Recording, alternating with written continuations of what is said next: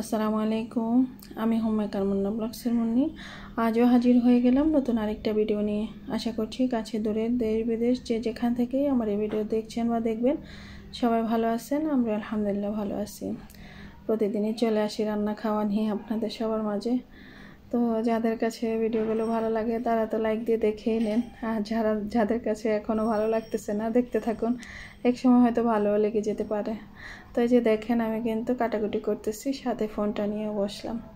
তো আসলে অনেকের ভিডিও দেখতে হয়, আর দেখার জন্য কিন্তু সময়টাও দিতে হয়। তো রান্না করব, কাটাকাটি করব, তাই ফোনটা নিয়ে বসে পড়লাম। কিছু কিছু ভিডিও দেখে রাখি সারাদিনই, আসলে যখনই সময় পাই ফোনটা নিয়ে বসে থাকি। অনেক সময় দেখা গেছে একটা ভিডিও দেখতেছি আর তারপর অটো প্লে হয়ে পরপর সবগুলো ভিডিও কেবল দেখা হয়ে যাচ্ছে।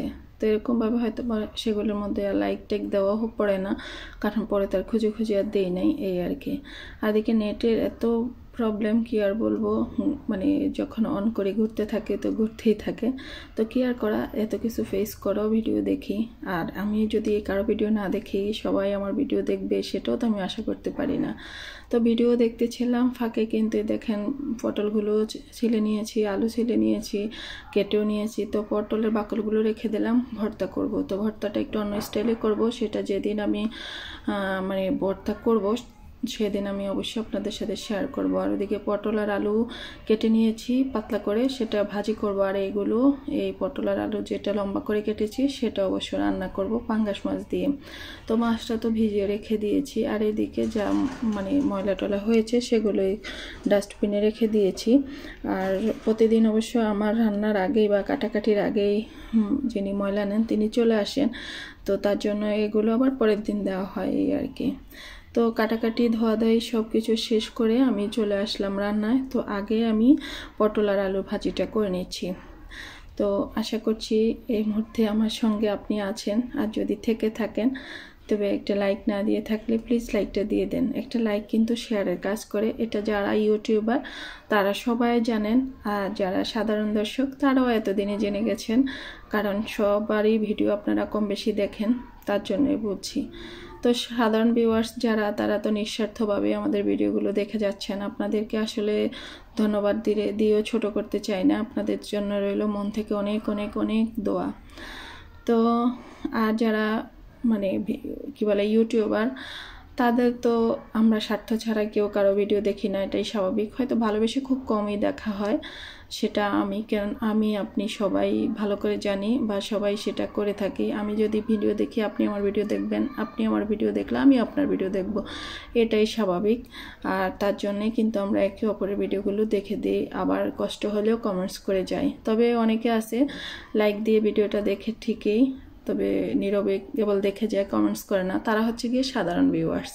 তো তাদের প্রতি তো কৃতজ্ঞতার শেষ নেই।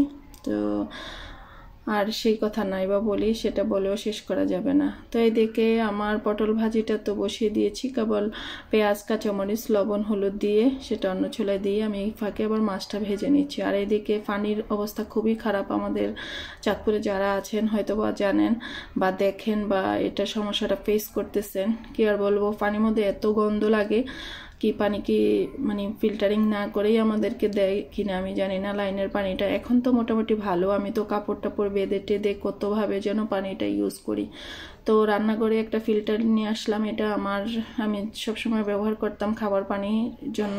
তো এটা এখন রান্না করে নিয়ে আসছি। আর আমার ভাইয়ের রুমে যে ফিল্টারটা ছিল সেটা অবশ্য ইউজ করে না, সেটা রেখে দিয়েছিল। সেটা আবার এনে আমি, সেটা ক্লিনই ছিল, তারপর আবারও ধুয়ে টুয়ে সেটা আমি খাবার পানিটা রাখার জন্য রেখে দিয়েছি, সেটা ডাইনিং রুমে। আর এটা রান্নাঘরে নিয়ে আসছি, এই পানিটা দিয়ে রান্না করব। মাঝে মাঝে পানির গন্ধে মানে ইচ্ছে করে মানে বাসা ছেড়ে পালিয়ে যাই। আর কেমন যেন কাদামাটির একটা গন্ধ লাগে পানির মধ্যে। বাচ্চারা তো একেবারে অস্থির হয়ে যায়, বা মানে ব্রাশ ট্রাশ করতে গেলে সকালবেলা একবারে বমি টমি করে ফেলে এই অবস্থা। তো গোসলখানায়ও মানে যে কলটা ইউজ করি সেটার মধ্যে আমি কাপড় টাপড় একেবারে ভারীভাবে বেঁধে দিয়েছি, যাতে কোনো ময়লা পানিটা তেমন একটা না আসে। তবে ময়লা দেখা যায় না পানির মধ্যে, কেমন যেন একটা গন্ধ লাগে, এটাই হচ্ছে গিয়ে ব্যাপার। তো আজ দুদিন আবার মোটামুটি দেখতেছি যে না ভালোই। তো এদিকে এই যে আমি মাছ ভেজে নিচ্ছি, আর ওই যে ওইদিকে তো ভয়েস দিতে গেলেই যত সব শব্দ। তো রাস্তা দিয়ে আবার রিক্সা যাচ্ছে, বাচ্চারা চিল্লাচিল্লি করছে, সব শব্দে হয়তো আপনারা শুনতে পাবেন। আশা করছি সেটা ইগনোর করবেন। কারণ আমিও ইগনোর করে ভয়েসটা দিচ্ছি। কতবার কাটবো বলেন? যতবারই ভাবতেছি কেটে আবার দেব, কিন্তু ততবারই একটা না একটা সমস্যা হচ্ছে। তো যাই হোক, সেই সব উপেক্ষা করেই কিন্তু আপনাদের সাথে আমি আমার ভয়েসটা দিয়ে ভিডিওগুলো কন্টিনিউ করছি। এ পর্যন্ত যারা দেখে আসতেছেন তারা তো ভালোবেসেই দেখে আসতেছেন। তো আপনাদেরকে আর কি আর বলবো, দোয়া, মন থেকে দোয়া ছাড়া আর কিছুই করার নেই।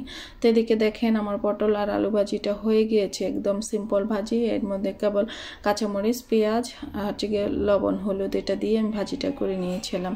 তো এটা তো আমার ছেলে খাবে, ও তো অন্য কিছু আর খাবে না। আর এদিকে আমি মাছটা তো ভেজেই নিচ্ছি, পাঙ্গাস মাছ, এটা আমার মেয়ের জাতীয় মাছ। তো মাছটা ভেজে নিচ্ছি, সেটা তো রান্না করব পটল আলু দিয়ে। তো ফিল্টারে পানি ভরিয়ে নিলাম, আর খাবার পানিটা আবার ফুটিয়ে নেব।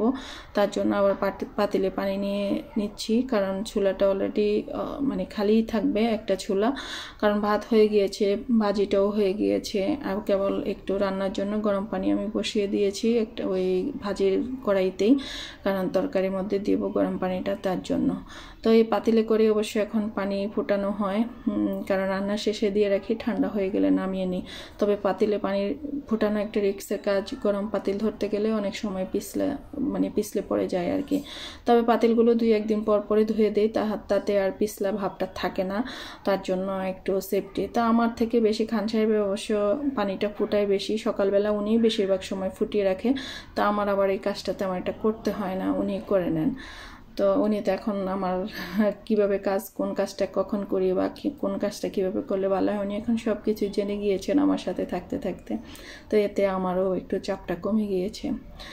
তো মাছ ভাজা হয়ে গেল, পেঁয়াজটা দিয়ে আমি রসুন পেস্ট দিয়ে ভেজে নিয়েছিলাম। তারপরে লবণ, হলুদ, জিরা, ধনিয়ার গুঁড়া, মরিচের গুঁড়া সব কিছু দিয়ে একটু পানি দিয়ে আমি এবার মশলাটাকে কষিয়ে নেব। কষিয়ে নেওয়ার পর সেই কেটে রাখা পটল আর আলুগুলো দিয়ে দেব, দিয়ে আবারও ভালোভাবে কিন্তু আমি কষিয়ে নেব। তো আমি যখন রান্না করতেছিলাম ওই মুহূর্তে কিন্তু আম্মা ফোন করেছিল, আর এদিকে বাইরে এত বৃষ্টি হচ্ছিল, কি আর বলবো, সাংঘাতিক ধরনের একটা বৃষ্টি, প্রচুর অঝোর ধারা বৃষ্টি হচ্ছিল। রাস্তায় পানি উঠে গিয়েছে, যদিও বাচ্চা ছেলে মেয়ে দুইজনেই বাসায়। তবে ছেলের সকালবেলা প্রাইভেট ছিল, মেয়ে তো আর যেতেই পারে না, বিকেলবেলা তার কোচিং ছিল। যেমন আজকেও প্রাইভেট কোচিং কোনো কিছুতে যেতে পারে না, কারণ রাস্তায় পানি, বৃষ্টিও হচ্ছিল। আর এই আবহাওয়ায় আমার দিতে ইচ্ছে করতেছিল না, তো যার জন্য আর ওকে পাঠাই নাই। আর এদিকে দেখেন রান্না হচ্ছে, আর মৌরি এনেছে, আর মৌরি তো এটা আমাদের এখন জাতীয় খাবার হয়ে গিয়েছে। তো মৌরিটা গরম করে নিচ্ছি, পরে অবশ্যই সেগুলো হাত দিয়ে ভালোভাবে কষলে ঝেড়ে টেড়ে পরিষ্কার করে আমি বয়মে ঢুকিয়ে নেব। আর মৌরিটা খেয়ে দেখবেন, মৌরি খেলে কিন্তু ওজন কমে। যাদের ওজন কমানোর ইচ্ছা আছে, আপনারা প্রতিদিন খাবার শেষে একটু মৌরি খেয়ে নেবেন। আস্তে আস্তে কয়েক মাস কন্টিনিউ করতে হবে, তাহলে দেখবেন যে ওজনটা কমে গিয়েছে। তো আমার এবং খান সাহেব দুজনে কিন্তু আগের থেকে অনেকটাই একটু পাতলা হয়েছি, ওজনটা আমাদের কমেছে। আর এই যে দেখেন এখন কিন্তু গুড়ি গুড়ি বৃষ্টি হচ্ছে, তারপরে আবার দেখাবো আপনাদেরকে কেমন জোরে বৃষ্টি হচ্ছিল। তো এই বৃষ্টি আসলে যখন গরম পড়ে তো গরম পড়েই, আবার যখন বৃষ্টি হয় জোর ধারায় বৃষ্টি হয়, জানি না কি আছে আমাদের কপালে, কি হচ্ছে। আর ওইদিকে দেখেন আমাদের বাড়িওয়ালা আঙ্কেল সিঁড়ির রুমে দাঁড়িয়ে দাঁড়িয়ে উনি যে কত কথা বলতে ইচ্ছে বলতেছে, আর এদিকে আমিও ভয়েস দিতেছি। আর কি আর করার, এমনটাই হয়ে থাকে, একবারে সব সময় এটা হয়ে থাকে। তো এদিকে দেখেন আমার তরকারিটা কষানো হয়ে যাওয়ার পর ঝোলে পানি দিয়ে দিয়েছিলাম। তারপর উতলে ওঠার পরে আমি কিন্তু মাছগুলোও দিয়ে দিয়েছি। তারপরে যখন আমার পছন্দ মতো ঝোল হয়ে যাবে, একটু মাখো মাখো টাইপ হয়ে যাবে, তখন নামিয়ে নেব। তারপরে এই যে হয়ে গেল তরকারিটা। আর ওই যে বললাম আম্মা ফোন দিয়েছিল, বাড়িতে কিন্তু মসজিদে দোয়া করিয়েছিল, আমার দাদা দাদির মারা গিয়েছেন সে উপলক্ষে। তারপর হচ্ছে গিয়ে মাদ্রাসা বাচ্চাদের রেজাল্ট দেবে, সে দ্বিতীয় সাময়িক পরীক্ষার রেজাল্ট দেবে, সে উপলক্ষে বিরিয়ানি খাওয়াবে। তো বাড়িতে বিরিয়ানি পার্টি হচ্ছে, আর এদিকে বৃষ্টি হচ্ছে। আর এদিকে আমার আম্মা ফোন দিয়ে বললো যে আমার ভাই আসতেছে, আমরা যেন একটু খাবারটা না খাই দুপুরের, তার জন্য অপেক্ষা করতেছিলাম ওর জন্য। আর চিন্তা করতেছিলাম ভাইটা কিভাবে আসবে। তারপরে অবশ্য এই বৃষ্টি বাদল মাথায় নিয়ে সে চলে আসছে, দেখেন রাস্তায় পানি। তবে আমরা যেই দিক দিয়ে আমাদের বাসায় ঢুকি ওই দিক দিয়ে কিন্তু পানি নেই। আমাদের বিল্ডিংটার পরের এই অংশটুকু, এখানে সবসময়ই বৃষ্টি হলে কেবল পানি জমে যায়। অনেক সময় দেখা গেছে যে দুপুরে মানে ড্রেনটা ওভারলোড হয়েও কিন্তু পানি উঠে যায়, এমন একটা অবস্থা। তো আমরা যতটুকু দিই মানে আমাদের গেট পর্যন্ত কিন্তু পানিটা তেমন একটা আসে না। এটা আমাদের বিল্ডিংয়ের পরের অংশ। তো আমি তো ভয়েস দিচ্ছি, আর ওইদিকে বাইরের শব্দটা শুনতেছেন নিশ্চয়ই। আশা করছি আমার বন্ধুরা সবাই ইগনোর করবে। আর এদিকে আমার ভাই কিন্তু চলে আসছে, ও আসার সময় আমাদের জন্য আবার মজো নিয়ে আসছে। তারপরে এই প্যাকেটে আমি প্রথম ভেবেছিলাম আমাদের জন্য এনেছে, পরে দেখলাম যে না, এটা আমাদের আহবাবের নানুর বাসায় দিবে। আর তানিশার নানুর বাসায় অবশ্যই দিয়ে আসছে, কারণ আসার সময় কিন্তু এটা পথে পড়ে। আর আহবাবের নানুর বাসায় আমাদের বাসা থেকে গিয়ে দিয়ে আসবে আর কি। তো সন্ধ্যার সময় অবশ্যই দিয়ে আসছিল, ওনাদের জন্য আবার প্যাকেট পাঠিয়েছে। আর আমাদের জন্য যেটা আলাদাভাবে পাঠিয়েছিল সেখান থেকে আমি আবার আমার যিনি ঘর মোছেন তো তিনার বাসায় আবার অনেকটা দিয়ে দিয়েছি, যাতে ওনারাও খেয়ে নিতে পারেন। যেহেতু এটা দোয়া করিয়েছে আল্লাহর ওয়াস্তে, মানে খাওয়ানোর জন্য সবার জন্য তৈরি করেছে, তার জন্য আমিও দিয়ে দিলাম। আমাদের জন্য একটু বেশি হয়ে যাবে ভাবলাম, ওরা তো মানে আমরা খাবো আর ওনাকেও একটু দিয়ে দিই, তার জন্য ওনাকে অবশ্যই দিয়ে দিয়েছিলাম ওনার বাসায়। তো আমার জন্য আবার গরুর মাংসের তেহারি আলাদাভাবে পাঠিয়েছে, কারণ খাসির মাংসের তেহারিটাই করেছিল আমাদের বাড়িতে। তো সেটা আমি খাসির মাংস তো একটা আমি খাই না, আমার কাছে ভালো লাগে না। আর এই যে বক্সটা এখন খুলতেছি ওটার মধ্যে কিন্তু গরুর মাংস দিয়ে করেছে, সেটা আমাকে দিয়েছে। আর বাকিগুলো তো অন্যান্য সবাই খাবে। তো আমরা তো খেয়ে নেব, আপনাদের তো খাওয়াতে পারলাম না। তো দোয়া করবেন আমার দাদা দাদি সহ সকল কবরবাসীদের জন্য, আল্লাহ যেন সবাইকে জান্নাতুল ফেরদাউস দান করেন, কবর আযাব থেকে মুক্ত রাখেন। আর যারা জীবিত আছেন তাদেরকে সবাইকে আল্লাহ যেন ভালো রাখে আর নেক হায়াত দান করে সুস্থ রাখে। আর যেন মানে কি বলে আমল, সঠিক আমল নিয়ে বা নেক আমল নিয়ে দুনিয়া থেকে যেন যেতে পারে, সেই দোয়াই সবাই সবার জন্য করবেন। তো আমার ভাই আবার দেখাচ্ছিল যে নিচের দিকে মাংস আছে, ও নিজের হাতে বেড়েছে, তো তাই আমাকে আবার খুলে খুলে দেখাচ্ছিল যে নিচের দিকে দেখেন মাংস। তো সবাই ভালো থাকবেন, সুস্থ থাকবেন, নিরাপদে থাকবেন, আমাদের জন্য দোয়া করবেন। আল্লাহ হাফেজ, আসসালামু আলাইকুম।